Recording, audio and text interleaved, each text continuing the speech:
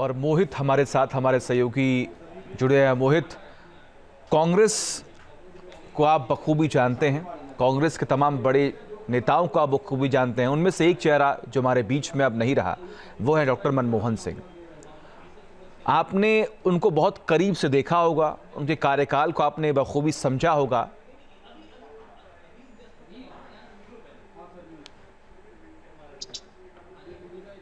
नहीं, बिल्कुल बिल्कुल आपने सही बात कही है कि डॉक्टर मनमोहन सिंह के कार्यकाल को हमने बहुत बखूबी से देखा, बखूबी से समझा भी है।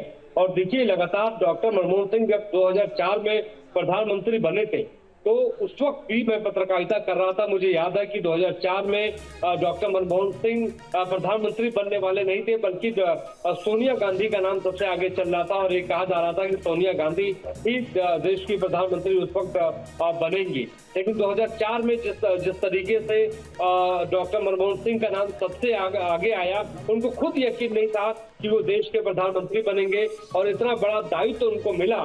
तो उन्होंने अपने दायित्व का निर्वहन जो है बहुत निष्ठापूर्वक किया, जिसको लेके चाहे प्रधानमंत्री नरेंद्र मोदी हो, चाहे देश के दूसरे नेता हो, हर नेता उनकी तारीफ करता हुआ नजर आए। हाँ, राजनीतिक अपनी लड़ाई होती है, राजनीतिक मोर्चे पे कई जगह उन पर निशाना भी साधा गया, लेकिन उस बात को लेकर कभी मनमोहन सिंह डिगे नहीं, कभी वो परेशान नहीं हुए। वो कहते थे कि हाँ, राजनीतिक लड़ाई होती है, लेकिन मतभेद होना चाहिए, मनभेद नहीं होना चाहिए। ये डॉक्टर मनमोहन सिंह कहा करते थे। 2004 से 2014 के बीच में उनके कार्यकाल के दौरान कई ऐसे बड़े फैसले हुए जिसने देश ही नहीं बल्कि विश्व पटल पे हिंदुस्तान के मद्देनजर बड़ी लकीर खींची थी।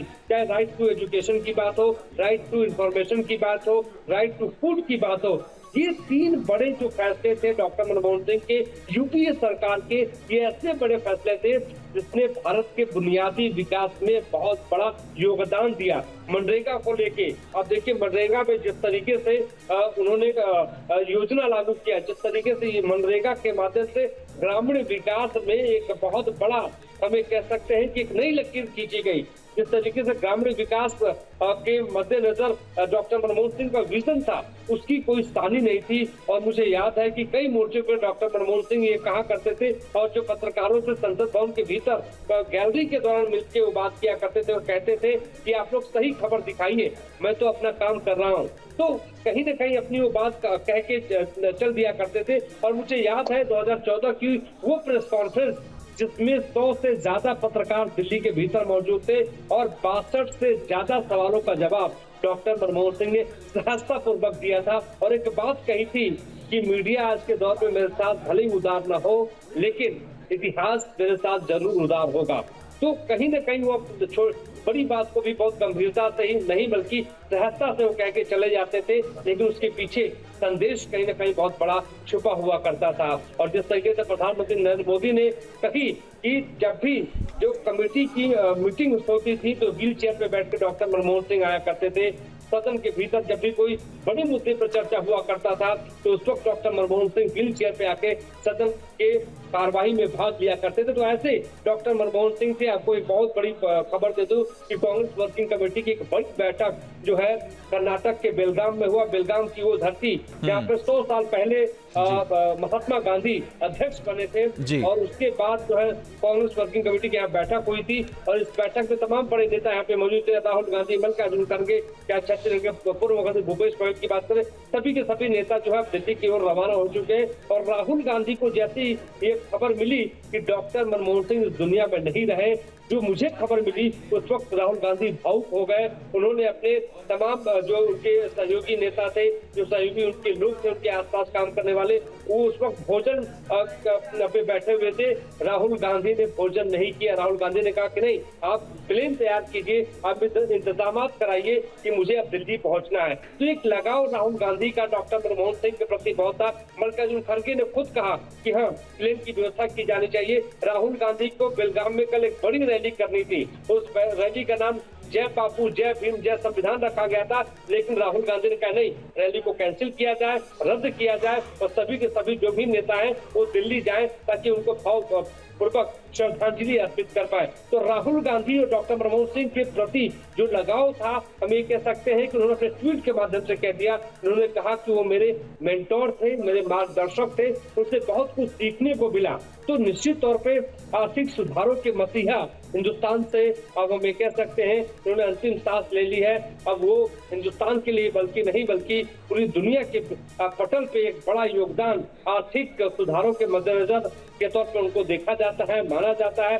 जब वो विदेश दौरे पे जाते थे तो बड़े बड़े राजनीतिज्ञ, बड़े बड़े नेता, विदेशों के नेता, विदेशों के राष्ट्राध्यक्ष डॉक्टर मनमोहन सिंह की तारीफ करते हुए थका नहीं करते थे। तो ऐसी शख्सियत के धनी, ऐसी प्रतिभा के धनी डॉक्टर मनमोहन सिंह थे जो इस दुनिया से चले गए। हम ये कह सकते हैं कि जब 1982 से लेकर 1985 के दौर में जब वो रिजर्व बैंक ऑफ इंडिया के गवर्नर थे, उस वक्त सरकार इंदिरा गांधी की थी और उस वक्त आर्थिक सुधारों से संबंधित जो उन्होंने फैसले लिए वो कहीं न कहीं आज के दौर में जो है एक बड़ा योगदान अर्थव्यवस्था के रूप में मिल रहा है। और जब 1992 में वो देश के वित्त मंत्री बने और वित्त मंत्री बनने के बाद नरसिम्हा राव की सरकार में वित्त मंत्री बने थे और वित्त मंत्री बनने के बाद उदारीकरण को जिस तरीके से, प्राइवेटाइजेशन को जिस तरीके से हिंदुस्तान के भीतर लागू किया और जिस तरीके से पूरी रूपरेखा बनाई, वो कहीं न कहीं आज के दौर में हम ये कह सकते हैं कि हिंदुस्तान की अर्थव्यवस्था में रीढ़ की हड्डी के तौर पे काम कर रहा है। जो भी निजी कंपनियां,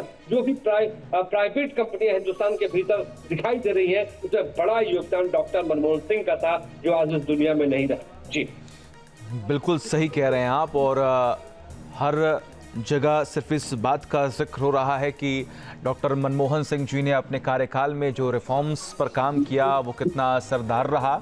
और सबसे बड़ी बात यहाँ पर यह है मोहित कि चाहे वो पूर्व पीएम अटल बिहारी वाजपेयी हों, चाहे वो वर्तमान के पीएम नरेंद्र मोदी हों, सभी ने डॉक्टर मनमोहन सिंह जी की तारीफ की, उनके द्वारा दिए गए फैसलों की तारीफ की। और सबसे बड़ी बात यहाँ पर है कि एज एन इंडिविजुअल उनकी सराहना हर जगह हुई है, हर पार्टी ने की है, हर शख्स ने की है। बिल्कुल बिल्कुल आप सही बात करें कि हर पार्टी ने, हर दल ने, हर नेता ने उनकी तारीफ की है। और देखिए, चाहे जब वो प्रधानमंत्री थे, हम यही बात लगातार ये बात कह रहे हैं कि जब वो प्रधानमंत्री थे तो वो काम पे ज्यादा उनका फोकस था, वो बातें कम किया करते थे। उनसे पूछा जाया करता था कि आप मार्केटिंग पे भरोसा क्यों नहीं करते। उनका कहना था कि काम बोलता, आप काम करेंगे तो काम आप जनता के बीच दिखाई देगा। और उसी का नतीजा था कि मनरेगा के माध्यम से जब गाँव में पैसा पहुंचा, गाँव के उन मजदूरों के पास पैसा पहुंचा जहां पर जो है पैसा नहीं पहुंच पाता था, या और उस पैसे की वजह से गांव की अर्थव्यवस्था मजबूत हुई। तो एक विजनरी नेता के तौर पे, एक विजनरी प्रधानमंत्री के तौर पर जो है डॉक्टर मनमोहन सिंह को देखा जाएगा। क्योंकि आज भले ही वो आज इस दुनिया से चले गए हो, लेकिन डॉक्टर मनमोहन सिंह को हिंदुस्तान की अर्थव्यवस्था को किस रूप में, किस तरीके से मजबूत किया जाए, वो सपना जो उन्होंने देखा था, उस सपने को देखने के बाद जिस तरीके से उन्होंने साकार किया था, वो चीज कहीं ना कहीं हम ये कह सकते हैं कि वो दिखाई दिया और उनका सपना भी साकार हुआ।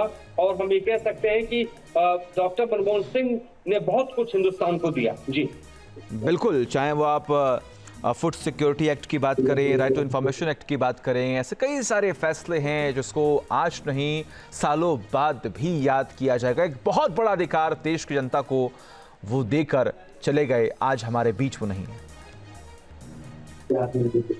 नहीं, बिल्कुल बिल्कुल, बहुत कुछ देके वो जो है वो चले गए इस दुनिया से।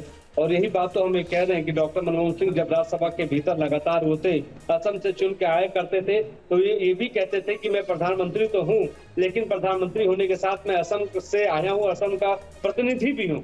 तो वो असम को लेके भी अपने जो है अपने जो उनके वहाँ के प्रतिनिधि थे असम के, उनसे बातचीत किया करते थे। एक वाक्य मैं आपको सुना देता हूँ कि जब Ghulam Nabi Azad civil aviation minister थे तो उन्होंने कहा कि प्राइवेट कंपनियों को किस तरीके से सिविल एविएशन में लाया जाए, उसको लेके उन्होंने एक बार जाके चर्चा की।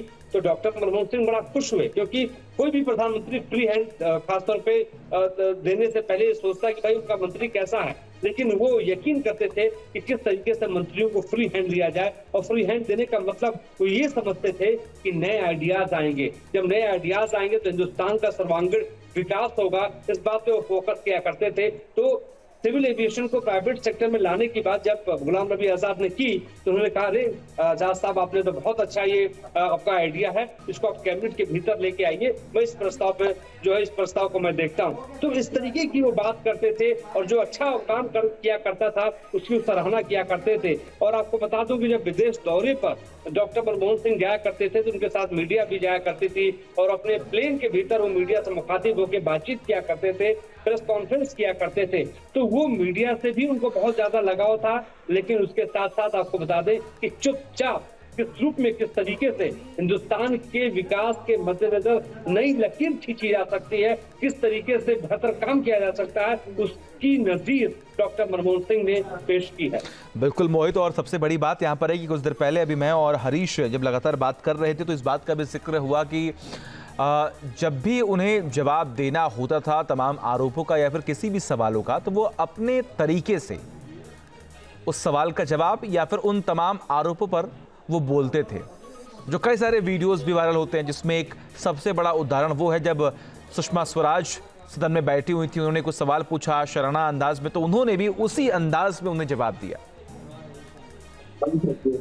नहीं, बिल्कुल, देखिए भारतीय राजनीति में डॉक्टर मनमोहन सिंह की बात हो, अटल बिहारी वाजपेयी की बात हो, सुषमा स्वराज की बात हो, सभी नेताओं का एक बड़ा योगदान रहा है और हर नेता का एक योगदान के साथ डॉक्टर मनमोहन सिंह का योगदान जुड़ता है। और हर नेता ने डॉक्टर मनमोहन सिंह की तारीफ इसलिए की है क्योंकि वो अर्थशास्त्री थे और सिर्फ हिंदुस्तान के नहीं बल्कि दुनिया के जाने माने अर्थशास्त्री थे। और जब 1982 से 85 तक जब वो गवर्नर बने, जब देश के वित्त मंत्री बने, जब वो आर्थिक सलाहकार प्रधानमंत्री के बने, और तो जब भी उनको आर्थिक मोर्चे पर उनको जिम्मेदारी दी गई उसका निर्वहन उन्होंने निष्ठा के साथ किया। और निष्ठा के साथ ही नहीं बल्कि मुकम्मल तौर पे अर्थव्यवस्था को किस तरीके से गांव तक पहुंचाई जाए, किस तरीके से देश की अर्थव्यवस्था को ग्रामीण विकास से जोड़ा जाए, कृषि से जोड़ा जाए, उसका एक बड़ा श्रेय डॉक्टर मनमोहन सिंह को जाता है। और वो कहा करते थे हिंदुस्तान का असली विकास तभी हो सकता है जब गांव का विकास हो, जब किसान का विकास हो, इस बात पर वो यकीन करते थे। और जब भी उनकी योजना बनाई जाती थी, जब भी उनकी योजना बनती थी, ब्यूरोक्रेट्स योजना लेके जाते थे, तो जो हमको पता, जब हमारे जो सूत्र बताते थे उस वक्त वो कहते थे कि मनमोहन सिंह यही कहते थे कि बताइए कि गांव के अंतिम किसान को इसका क्या फायदा होगा, गांव का अंतिम किसान को किस रूप में फायदा होगा, उसके परिवार को कैसे फायदा होगा, उसकी चिकित्सा, उसकी पढ़ाई, उसकी लिखाई, बुनियादी हिंदुस्तान के गांव के बुनियादी ढांचे का विकास किस रूप में होगा। तो हर योजना को उसी तरीके से जोड़कर देखा करते थे। और राहुल गांधी, सोनिया गांधी के साथ तमाम जो बड़े नेता रहे हैं, और राहुल गांधी का देखिए मैं आपको सच बता रहा हूँ कि हमने हर मोर्चे पर राहुल गांधी को डॉक्टर मनमोहन सिंह से सीखते हुए हमने देखा है। वो जब भी डॉक्टर मनमोहन सिंह मिलते थे तो उनका हाथ पकड़ के राहुल गांधी पूछते थे कि sir how are you, doctor साहब आप कैसे हैं, कोई तकलीफ तो नहीं है।